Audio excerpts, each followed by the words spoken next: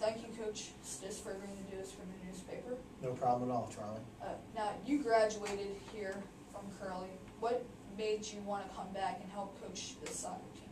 Well, after I left Curley, I graduated in 1987. I went to Towson University, had a great experience there, continued playing soccer there.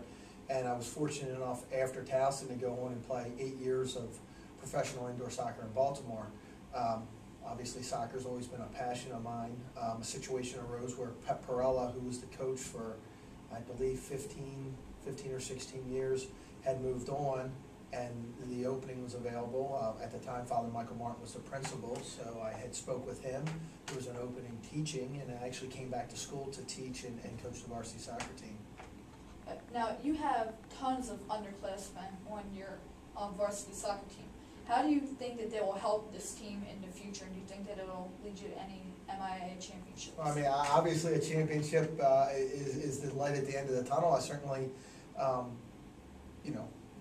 hope to compete for one this year, even though, that's a challenge for the team. But back to the first part of your question, I mean, we're playing a lot of guys, a lot of young players, and the experience they're getting playing against, the top teams in the league who, most of them are playing regularly, players that are 2 and 3 years older than the guys we have. So there's some physical differences there, and the challenge for us is how do we modify, the differences in the physical ability. And the team's done a great job. We play very attractive soccer. We play very team-oriented soccer.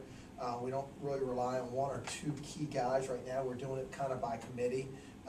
We have 21 guys on our roster. All of them are good players. So, I mean, most games we're playing 18 or 19 guys in an 80-minute game, and that's kind of unheard of. So it also, having such depth, makes playing time competitive amongst ourselves. So they knew each day when they go out and practice that, they're competing against the guy they're running against, for playing time when it comes game time. Okay, now you beat Calvert Hall earlier in the season, and then you later went on to lose to them on their home turf. How do you think that loss will have an impact on the rest of your season and your postseason play? I mean, that's a great question. I mean, earlier in the season when we beat them on our home field, 1-0. I thought we played very well, and we were clearly the better team. We go over there and 5-0. Hats off to them.